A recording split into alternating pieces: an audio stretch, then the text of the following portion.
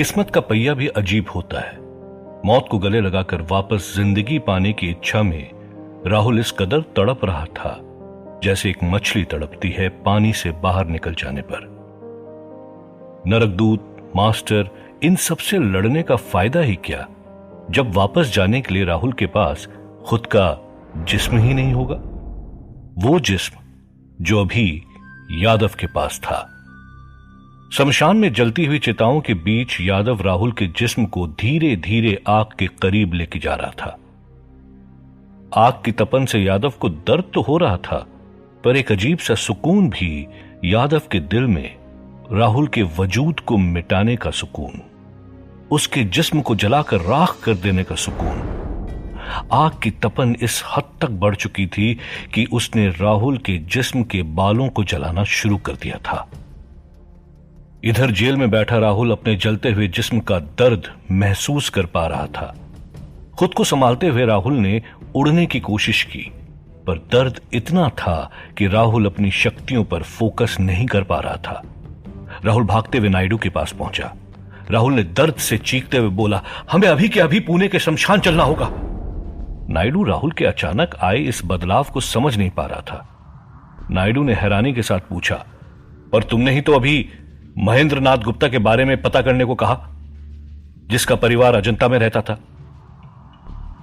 राहुल ने दर्द से कराते हुए कहा, अगर हम जल्द से जल्द शमशान नहीं पहुंचे तो सब खत्म हो जाएगा। यादव ने अपना सबसे बड़ा हथियार इस्तेमाल किया है, उसे रोका नहीं तो ये खेल आज ही खत्म हो जाएगा। मेरे पास वक्त नहीं है समझाने का, और यकीन नहीं होता तो मुझे हथकड़ी लगा कर ले जाइए, पर चलिए मेरे साथ अभी। राहुल को दर्द से तड़पता देख नायडू हैरान तो था, पर वो ये भी जानता था कि राहुल ही वो कड़ी है जिससे इस केस की तह तक पहुंचा जा सकता है। और बिना टाइम बर्बाद किए नायडू ने अपने ड्राइवर से कहा, जल्दी गाड़ी निकालो, हमें अभी शमशान पहुंचना है। लकड़ियों की भभकती ज्वाला के बीच यादव पागलों की तरह चीख रहा था। आग की तीव्रता इतनी थी कि जो भी उसकी लपेट में आए वो उसे जलाकर राख कर दे, और राहुल के जिस्म को राख करने की यही खुशी यादव को हिम्मत दे रही थी। बस कुछ ही पल राहुल का जिस्म हमेशा के लिए राख में बदलने वाला था, पर तभी राहुल के इस जिस्म पर पड़े पानी ने यादव को तिलमिला दिया था। यादव ने हैरान होकर मुड़ के देखा तो शमशान में काम करने वाले 4-5 लोग पानी की बाल्टियां भर के यादव की तरफ फेंक रहे थे। यादव बस गुस्से में चीख रहा था, अरे मूर्खों, मुझे चलने दो। यादव की चीख पूरे शमशान में गूंज रही थी। देखते ही देखते पूरे शमशान में भागम दौड़ मच गई। लोगों ने यादव को पागल समझ लिया था और उस पर काबू पाने के लिए वो उसके पीछे भागने लगे। यादव भी जानता था कि राहुल कभी भी पुलिस के साथ शमशान पहुंच सकता है। यादव ने दर्द से तड़पते हुए इन लोगों से दूर भागने के लिए दौड़ लगा दी थी। घने जंगलों के बीच बिजली की रफ्तार से दौड़ तो मास्टर भी रहा था। वो जानता था नरकदूत से पहले महिपाल तक पहुंचना उसके लिए कितना जरूरी है। पुणे की जेल से इस जंगल के बीच ही कहीं राहुल ने महिपाल को छुपाया था, पर कहां? यही सवाल बार बार मास्टर को खाए जा रहा था। और फिर तभी मास्टर ने सड़क के बीचों बीच रुककर मीलों तक अपनी आंखों से नजर दौड़ाई। मास्टर हर घर, गुफा, गड्ढों को अपनी आंखों की शक्तियों से स्कैन कर ही रहा था कि तभी किसी की चीखने की आवाज आती है। वो रहा, मिल गया। मास्टर ने जैसे ही उस आवाज की तरफ पलटकर देखा तो पाया कि एक बदहवास सा किसान तेजी से उसकी तरफ दौड़ा चला आ रहा था। इससे पहले मास्टर कुछ समझ पाता, आसपास के खेत खलियानों से निकलकर कई किसान, मर्द और औरतों ने मास्टर को देखते ही देखते घेर लिया था। मास्टर अभी भी समझ नहीं पा रहा था कि आखिर ये लोग हैं कौन और क्या चाहते हैं। तभी भीड़ में से एक औरत ने चीखते हुए कहा, तू वही जादूगर है ना जिसने गांव में हमारे बच्चों को चूहा बनाया था? ये सुनते ही मास्टर सारी कहानी समझ गया, पर इससे पहले मास्टर वहां से निकल पाता, एक कांस्टेबल अपनी बाइक से भीड़ को जमा देख वहां पहुंचा था। मास्टर उड़ तो अभी भी सकता था, पर वो ऐसा कुछ नहीं करना चाहता था जिससे वो ज्यादा लोगों की नजर में आए। आखिर जुर्म की दुनिया का बेताज बादशाह का खौफ इतने सालों तक इसीलिए कायम था क्योंकि लोगों को उसकी असलियत पता नहीं थी। मास्टर जानता था वो जितना लोगों की नजर में आएगा उतनी ही ज्यादा फोर्स उसके पीछे आएगी और उतना ही मुश्किल हो जाएगा मास्टर के लिए अपने डर को लोगों के दिलों में कायम रखना। इसीलिए मास्टर के शातिर दिमाग ने बेचारा होने का अजीब सा ढोंग रचा। पुलिस वाले को देखते ही मास्टर ने भोला भाला चेहरा बनाकर कहा, कैसे बात कर रहे हैं आप लोग हैं? मैं कैसे बच्चों को चूहा बना सकता हूं? पर भीड़ मास्टर की एक नहीं सुन रही थी। भीड़ को शांत करते हुए कांस्टेबल शिंदे आगे आया। ओए हटो हटो सामने से, और कड़क आवाज में मास्टर से पूछा, अरे भाव काय झाला काय? क्या बोल रहे हैं ये गांव वाले? तूने क्या किया बच्चों के साथ? हाँ? मास्टर ने हल्की आवाज में कहा, अरे साहब मैं तो छोटा मोटा जादूगर हूं, बस इन्हें पिंजरे से चूहों को निकाल कर गायब करके दिखाया, तो अब मुझ पर इल्जाम लगा रहे हैं कि मैंने इनके बच्चों को गायब किया। मैं तो कहता हूं इन गांव वालों ने ही कुछ ना कुछ किया होगा अपने बच्चों को साहब। भीड़ उग्र होकर नारे लगाने लगी। शिंदे ने उन्हें दोबारा शांत करते हुए पूछा, बच्चों को गायब नहीं किया तो बता चूहा कैसे गायब किया तूने? हाँ? मास्टर ने आंख चुराते हुए कहा, ऐसे कैसे साहब, ये जादू ही तो मेरी रोटी है। इसका राज सबको पता चल जाएगा तो कौन देखेगा हमारा जादू? शिंदे ने भीड़ को देखा और फिर मास्टर के पास आकर हल्के से कहा, ठीक है तो फिर चल, सिर्फ मेरे को पता तेरा राज, सच निकला तो ठीक, वरना थाने ले जाकर ऐसी पिटाई लगाऊंगा। ये सुनते ही मास्टर का खून खौल उठा। और हो भी क्यों ना, आज तक किसी ने मास्टर के साथ इस तरह से बात नहीं की थी। मास्टर ने गुस्से में अपनी मुट्ठी बंद करते हुए कांस्टेबल शिंदे को प्यार से कहा, तो चलिए आज आपको ऐसा जादू दिखाता हूं जो आपको हिला कर रख देगा। ये कहते ही मास्टर के चेहरे पर वही शैतानी हंसी साफ झलक रही थी। शिंदे भी मास्टर के कहने पर भीड़ से दूर मास्टर के साथ चला गया। उसे अंदाजा भी नहीं था कि मास्टर से ऊंची आवाज में बात करने की सजा उसे किस भयानक रूप में मिलने वाली थी। पर जो सजा यादव राहुल को देना चाहता था उस पर तो शमशान घाट के लोगों ने पानी फेर दिया था। इसके बावजूद यादव नहीं रुका और अगले ही पल शमशान के लोगों ने वो भयानक मंजर देखा जिसकी कल्पना उन्होंने सपने में भी नहीं की थी। यादव शमशान पर स्थापित सभी चिताओं पर एक के बाद एक कूदता गया और उसके पांव पड़ते ही चिता आग से भभक उठती और देखते ही देखते यादव ने वहां मौजूद सभी चिताओं पर आग लगा दी थी, जो देखकर शमशान वाले लोग दंग रह गए थे। ऐसा लग रहा था कि मानो खुद शैतान प्रकट हो गया हो। और फिर यादव ने चीखते हुए कहा, जितना पानी डाल सकते हो ले आओ। हां, और छिड़को मुझ पर पानी, रुक क्यों गए? यादव की चीख सड़क तक साफ सुनाई दे रही थी, जहां नायडू, राहुल और अपनी टीम के साथ वहां पहुंच गया था। नायडू ने अपनी टीम की तरफ इशारा करते हुए कहा, यह यहां से बचकर वापस नहीं जाना चाहिए।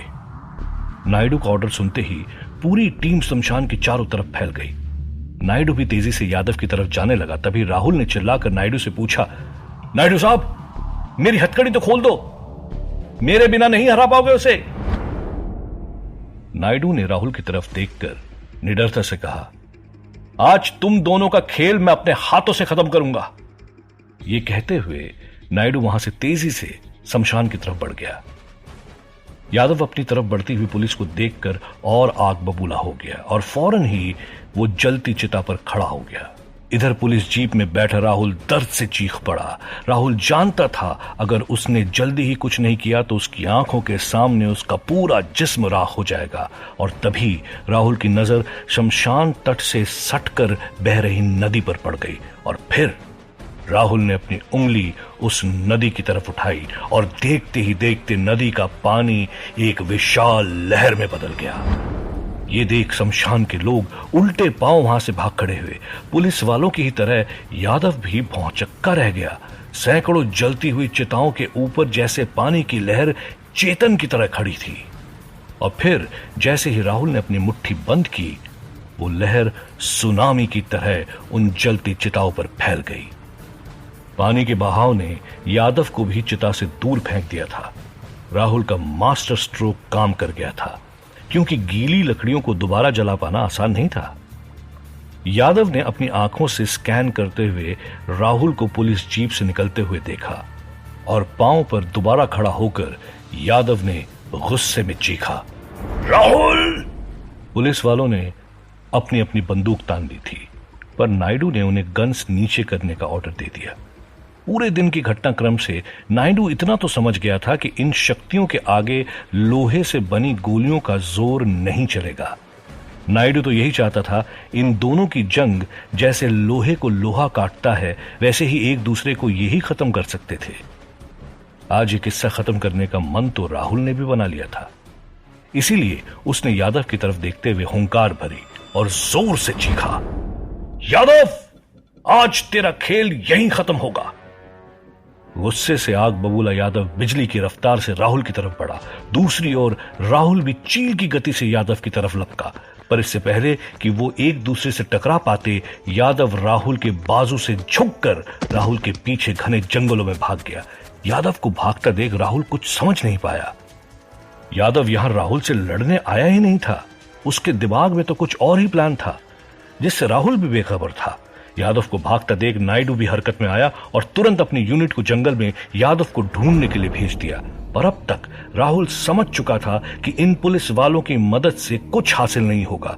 इस जंग को खत्म करने के लिए उसे ही कुछ करना पड़ेगा। इन रहस्यों की गहराइयों में जाना होगा उसे। मंजिल मिलेगी या नहीं, इस बात का तो राहुल को पता नहीं था, पर हां, राहुल उस मंजिल तक पहुंचने का रास्ता जरूर जानता था। यादव को खो देने का मलाल तो नायडू के मन में था ही, पर इस बात का सुकून भी था कि राहुल अभी भी उसकी गिरफ्त में था। पर जैसे ही नायडू अपनी गाड़ी की तरफ बढ़ा तो उसने टूटी हुई हथकड़ी को जमीन पर पड़ा पाया। राहुल को भी खो देने का गुस्सा नायडू से सहन नहीं हुआ और उसने पास में खड़ी गाड़ी पर जोर से पंच मारा। आखिर 25 साल की नौकरी में पहली बार नायडू को एक ही दिन में इतनी सारी निराशा हाथ लगी थी। निराश तो अपनी गुफा में बैठा नरकदूत भी था। आखिर वो भी तंग आ गया था इन प्यादों के साथ खेल खेल के।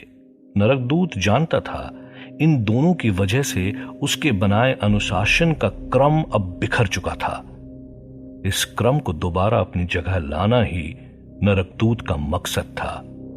और फिर उस गुफा में वो हुआ जो मंजर आज तक किसी ने नहीं देखा होगा। नरकदूत ने हवा में अपने हाथ फैलाए और वो गुफा देखते ही देखते लाखों चमगादड़ों से भर गई, जो गोलाकार बनाकर नरकदूत के पास ही उड़ रहे थे। और फिर अचानक से हवाएं तेज चलने लगी। ऐसा लग रहा था मानो उस गुफा में बवंडर आ गया हो। इतना सब होते हुए एक ही झटके में नरकदूत वहां से गायब हो गया और उसके जाते ही चमगादड़ शांत हो गए। हवाएं रुक गईं। ये शांति आने वाले भयंकर तूफान की दस्तक थी। मीलों तक फैले खेतों के बीच खड़े कांस्टेबल शिंदे भी उत्सुकता से मास्टर का जादू देखने के लिए खड़ा था। और तभी मास्टर ने हंसते हुए पूछा, सोच लो दरोगा साहब, चूहों का जादू सच में देखना है?